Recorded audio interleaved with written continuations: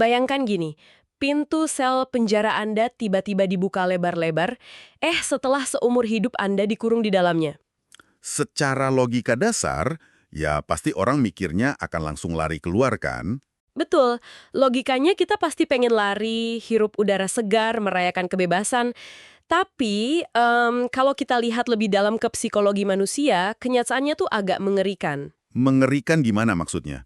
Sebagian besar dari kita, ketika dihadapkan pada pintu sel yang terbuka itu, justru akan memilih untuk merapatkan selimut, mundur ke sudut ruangan, dan tetap tinggal di dalam sel. Wow, dan itu sebenarnya paradoks terbesar dari sebuah kebebasan ya. Kita selalu berasumsi kalau kebebasan itu tujuan akhir dari semua penderitaan kita. Mm-mm. Tapi bagi sistem saraf yang udah terbiasa dengan penindasan, kebebasan itu justru dianggap sebagai ancaman. Ancaman yang jauh lebih menakutkan daripada kurungan penjara itu sendiri. Nah, itulah tepatnya yang bakal jadi inti penelusuran mendalam kita kali ini. Kita mau membedah sebuah teks kuno yang sangat berbobot. Teks yang secara luas dikenal sebagai kisah di Exodus atau keluarnya bangsa Israel dari Mesir. Tapi sebagai catatan untuk Anda yang mendengarkan, kita nggak akan bahas ini dari sudut pandang teologis ya. Betul sekali. Kita nggak akan memperdebatkan mukjizat-mukjizat historisnya. Sumber yang kita pegang hari ini tuh memperlakukan teks tersebut sebagai sebuah dokumen psikologis yang sangat brilian. Ya, karena teks ini membongkar sebuah fenomena yang relevan banget buat Anda, buat kita semua. Yaitu transisi menyakitkan dari apa yang disebut sebagai mental budak menuju otonomi sejati. Pendekatan sekuler dan psikologis ke teks ini emang ngebuka dimensi yang beda banget. Kalau kita baca catatan kuno ini, khususnya referensi dari kitab ulangan dan bilangan yang ada di sumber kita, teks ini pada dasarnya adalah studi kasus klinis. Studi kasus tentang trauma antar generasi kan? Tepat. Teks ini nunjukin kalau secara fisik ngeluarin manusia dari lingkungan yang menindas, itu ya gampang, bisa terjadi dalam semalam. Tapi menghapus infrastruktur penindasan yang udah terkalibrasi di dalam otak mereka, Itu beda cerita. Itu operasi psikologis yang butuh waktu puluhan tahun. betul. Jadi, mari kita letakkan fondasinya dulu ya berdasarkan teks ini. Disebutkan kalau kelompok manusia ini hidup di bawah kekuasaan Firaun selama berabad-abad. Ratusan tahun. Ratusan tahun itu waktu yang sangat lama untuk sebuah sistem berjalan. Sangat lama. Jadi, untuk memahaminya dalam konteks kita hari ini, mari kita anggap Firaun di sini bukan sekedar raja sejarah, tapi sebuah archetype. Archetype dari sistem yang memegang kendali mutlak atas setiap aspek kehidupan Anda. Sistem kendali mikro yang absolut ya. Saat Anda hidup di bawah sistem kayak gitu, Anda nggak punya agensi atau otonomi sama sekali. Anda nggak mutusin kapan Anda bangun, apa yang Anda makan, atau apa pekerjaan Anda hari ini. Semuanya udah didikte. Betul. Keputusan itu hak eksklusif penindas Anda. Dan ketika itu berlangsung berabad-abad, kita nggak lagi bicara soal kebiasaan buruk satu generasi aja. Terus bicara soal apa dong? Kita bicara soal perubahan epigenetik. Sistem saraf mereka itu udah beradaptasi. Otak mereka belajar bahwa cara untuk bertahan hidup adalah dengan patuh sepenuhnya, nggak pernah ambil inisiatif, dan selalu memposisikan diri sebagai objek yang tidak berdaya. Gila ya, kalau kita tarik ke kehidupan modern, ini ngingetin saya sama orang yang kerja di lingkungan yang sangat beracun. Lingkungan kerja yang benar-benar toksik. Oh iya, bos yang manipulatif gitu ya? Iya, bos manipulatif, budaya saling menjatuhkan, ancaman pemecatan tiap hari. Terus akhirnya orang ini resign. Tubuh mereka secara fisik udah keluar dari gedung itu, mereka bebas. Tapi pikirannya belum tentu. Nah itu, pas akhir pekan tiba, ponsel mereka getar karena ada pesan dari keluarga, tiba-tiba jantung mereka debar-debar. Mereka panik karena otak mereka masih ngira itu chat dari bos yang lama. Analogi lingkungan kerja toksik itu bagus banget buat titik awal.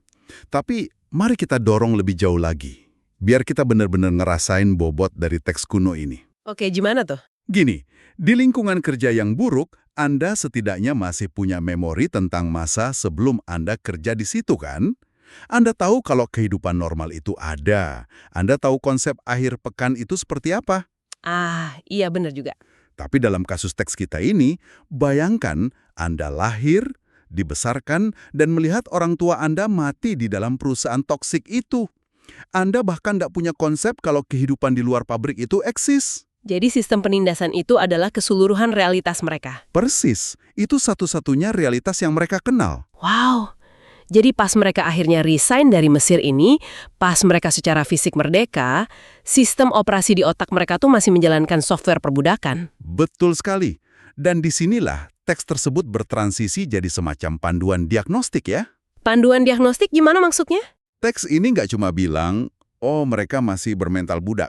Tapi teks ini membeberkan bukti-bukti klinis tentang bagaimana mentalitas itu bermanifestasi saat mereka udah di alam tebas. Oke, mari kita bedah manifestasi yang pertama. Di dalam teks, ada sebuah peristiwa pas mereka dihadapkan sama tantangan baru sebagai orang merdeka. Mereka melihat tanah Kanaan yang dijanjikan, tapi mereka lihat ada penduduk asli yang kuat banget di sana. Dan respon mereka itu sangat tragis. Sangat tragis. Teks mengutip mereka bilang begini, kita seperti belalang di mata kita sendiri. Belalang loh. Sindrom belalang. Ini ilustrasi psikologis yang presisi banget tentang distorsi citra diri. Coba kita pikirin mekanismenya. Ketika sebuah sistem memperlakukan Anda cuma sebagai alat produksi, alat yang bisa dibuang kapan aja selama ratusan tahun, Anda nggak cuma benci sama sistem itu. Lama-lama Anda mulai mempercayainya. Anda menginternalisasi pandangan penindas Anda sendiri ya? Tepat. Jadi, pas mereka berdiri di perbatasan kehidupan baru ini, terus ngelihat tantangan besar, mereka nggak mengevaluasi tantangan itu secara objektif. Mereka memproyeksikan kehampaan mereka sendiri. Ya, mereka memproyeksikan rasa rendah diri mereka keluar. Mereka nggak ngelihat manusia kuat di seberang sana, tapi mereka ngelihat betapa kecilnya diri mereka sendiri. Seperti serangga. Itu masuk akal banget. Kalau Anda nggak pernah diizinkan buat punya harga diri, setiap halangan sekecil apapun bakal kelihatan kayak raksasa yang nggak bisa dikalahin. Karena Anda anggap diri Anda cuma serangga. Betul. Tapi ini bawa saya ke bagian dari teks yang jujur paling bikin saya bingung. Pas mereka merasa kayak belalang dan menghadapi kesulitan di alam bebas, teks mencatat kalau mereka teriak, lebih baik kita kembali ke Mesir. Iya, mereka minta balik. Sebentar, izinkan saya menghentikan diskusi kita sebentar di sini, karena secara logika dasar ini nggak bisa diterima. Mengapa ada sekelompok orang yang secara sadar, setelah ngerasain kebebasan, secara aktif minta dirantai kembali dan disiksa? Terdengar irasional kan? Sangat. Bukankah insting dasar manusia itu lari dari rasa sakit? Nah, ini miskonsepsi terbesarnya. Insting dasar manusia itu bukan lari dari rasa sakit. Insting dasar sistem saraf manusia adalah mencari prediktabilitas. Kepastian? Ya, otak kita ini pada dasarnya adalah mesin pembuat prediksi. Bagi otak, ketidakpastian itu adalah bahaya terbesar, karena itu makan banyak banget energi komputasi. Ketidakpastian bikin alarm ancaman di otak nyala terus-terusan. Jadi Anda bilang kalau otak mereka lebih milih rasa sakit yang udah terjamin daripada kemungkinan bahagia yang belum pasti? Persis banget, inilah inti dari trauma yang dibahas dalam teks ini. Kebebasan itu nggak punya jadwal. Ah, iya. Kebebasan nuntut Anda buat cari makan sendiri, bangun sistem hukum sendiri, dan ngambil risiko atas setiap keputusan. Itu beban kognitif yang sangat masif buat seseorang yang nggak pernah diajari cara memilih. Sementara perbudakan di Mesir itu? Sangat bisa diprediksi. Betapapun brutal dan kejamnya, Anda tahu persis kapan Anda bakal dicambuk, Anda tahu persis berapa jatah roti yang bakal Anda terima hari ini. Prediktabilitas itu ngasih semacam rasa aman ya? Betul. Mental budak itu akan selalu berlari kembali ke pelukan penderitaan yang familiar. Semata-mata karena mereka nggak sanggup menanggung kecemasan dari kebebasan yang nggak punya jaminan. Melari ke pelukan penderitaan yang familiar. Wah, pernyataan itu rasanya nampar kita semua ya. Coba pikirin, pernahkah Anda yang sedang dengerin ini bertahan di sebuah kebiasaan buruk? Atau mungkin hubungan yang sangat merusak. Iya, hubungan toksik. Anda bertahan bukan karena Anda suka, tapi semata-mata karena Anda tahu persis gimana cara bertahan hidup di dalamnya. Itulah Mesir Anda. Anda tahu polanya. Jadi Anda merasa aman dalam kehancuran itu. Dan dari kebutuhan absolut akan prediktibilitas inilah lahir karakteristik selanjutnya. Gejala yang dicatat berulang kali dalam sumber kita. Apa itu? Budaya bersungut-sungut atau mengeluh secara konstan. Kalau Anda baca narasi teksnya, mereka tuh ngeluh soal air, soal makanan, soal arah perjalanan. Mereka nggak memecahkan masalah, mereka cuma memprotes keadaan. Tunggu. Kenapa memeluh jadi gejala klinis mental budak? Maksudnya orang merdeka juga sering ngeluh kan kalau koneksi internetnya lambat? Ada perbedaan fundamental antara komplain konstruktif dari orang merdeka sama sungut-sungut dari mental budak. Bedanya di mana? Orang merdeka ngeluh karena ada standar yang nggak terpenuhi. Lalu mereka ambil tindakan buat perbaikin itu. Tapi bagi mental budak, mengeluh itu satu-satunya bahasa ketidakberdaya yang mereka punya. Karena mereka nggak punya kuasa buat ngubah apa-apa sebelumnya? Betul. Selama berabad-abad, mereka nggak diizinkan punya otonomi. Kalau ada masalah di Mesir, ya Firaun yang harus selesaikan. Nah sekarang pas mereka merdeka dan ngadepin masalah, insting pertama mereka bukan mikir cari solusi. Mereka nggak mikir, gimana cara kita bangun sumur nih, gitu ya? Enggak. Insting mereka adalah nyari figur otoritas baru buat disalahin. Mengeluh itu mekanisme pertahanan psikologis untuk ngalihin tanggung jawab. Mereka masih melihat diri mereka sebagai objek yang dikendalikan nasib, bukan subjek yang bisa ngubah keadaan. Astaga, jadi komplain konstan mereka itu pada dasarnya cara mereka bilang, kami nolak bertanggung jawab atas kebebasan ini, tolong atur kami lagi. Tepat. Mereka memohon untuk kembali diatur. Ini benar-benar bikin frustasi, tapi di sisi lain juga sangat manusiawi. Oke, sekarang mari kita beralih ke solusinya. Kalau mentalitas penindasan ini udah terjalin sekuat itu di jaringan saraf mereka, gimana cara merusaknya? Nggak bisa pakai cara instan. Iya, Anda nggak bisa sekedar nyuruh mereka ikut seminar motivasi atau ngasih mereka pil aja kan? Teks ini bawa kita ke metode penyembuhan yang sangat keras, yaitu padang gurun. Padang gurun, sebuah ruang hampa. Secara ekologis emang itu tempat yang kering, gersang, dan nggak ramah. Tapi secara psikologis, seperti analisis di sumber kita, padang gurun itu adalah ruang operasi yang disengaja. Ruang operasi? Iya, teks ini dengan jelas nyatain kalau rute padang gurun ini bukan kecelakaan navigasi, bukan karena komandan mereka salah baca peta Google Maps gitu ya. Haha, iya. Ruang transisi ini dirancang secara spesifik oleh entitas yang mereka sebut Elohim. Pas saya baca bagian padang gurun ini di sumber kita, satu-satunya citra yang muncul di kepala saya itu semacam pusat rehabilitasi paksa. Rehabilitasi paksa, analogi yang menarik. Gini, kalau Anda masukin seorang pecandu berat ke pusat rehab, apa yang dokter lakuin di hari pertama? Mereka kan nggak ngasih pasien itu kebebasan buat jalan-jalan ke mall. Pasti dikurung. Nah, mereka ngurung pasien di lingkungan yang steril, mencabut semua akses ke substansi yang jadi candu mereka. Dokter ngebiarin pasiennya menggigil, muntah, berhalusinasi, karena yaitu satu-satunya cara buat detoksifikasi tubuh mereka. Dalam cerita ini, Mesir itu candunya. Analogi rehabilitasi itu brilian dan tepat sasaran banget. Padang gurun itu pada dasarnya adalah fasilitas detoksifikasi berskala nasional. Skala nasional. Iya, teks ini menyoroti satu kutipan kuno dari Ulangan 8 ayat 2 yang ngasih alasan eksplisit kenapa proses nyiksa ini diperlukan. Kutipannya bilang, untuk merendahkan hatimu, mencobaimu, dan untuk mengetahui apa yang ada dalam hatimu. Mari kita terjemahin itu ke bahasa psikologi klinis. Soalnya, jujur aja, kata mencobai atau merendahkan itu kedengarannya otoriter banget. Di permukaan emang kedengeran kayak hukuman. Tapi coba perhatiin mekanismenya. Merendahkan di sini, itu proses penghancuran ego buatan yang mereka kembangin sebagai mekanisme coping waktu di Mesir. Oh, ego buatan. Betul.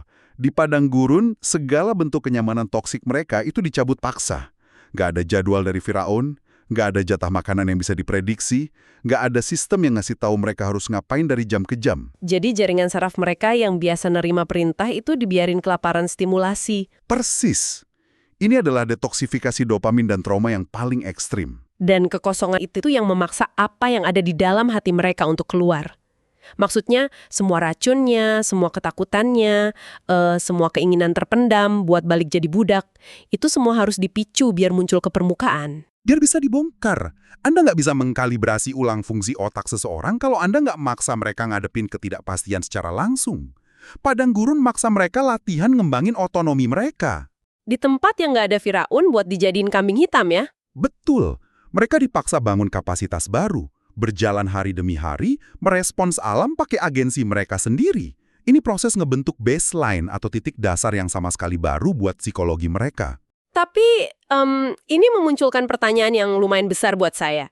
Kalau proses detoks di padang gurun ini sebegitu menyiksanya dan menurut teks kan butuh puluhan tahun sampai satu generasi penuh berganti, kenapa harus serepot ini sih? Serepot gimana? Ya, kenapa entitas tersebut nggak langsung aja mainin mereka secara gaib dari Mesir langsung ke tanah subur Kanaan? Biarin mereka hidup enak. Apa sebenarnya tujuan akhir dari semua pembongkaran mental ini? Nah, untuk jawab itu, kita harus lihat endgame-nya, tujuan akhirnya. Sumber kita merujuk pada poin krusial di Kitab Keluaran 19 ayat 6.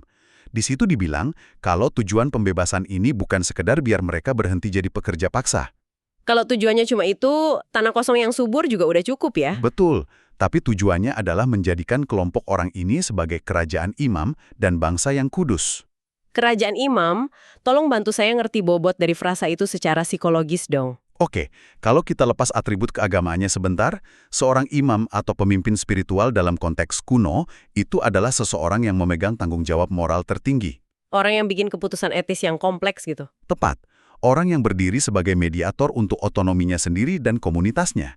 Ini adalah puncak aktualisasi diri, kemerdekaan dan tanggung jawab penuh. Saya mulai lihat benang merahnya sekarang.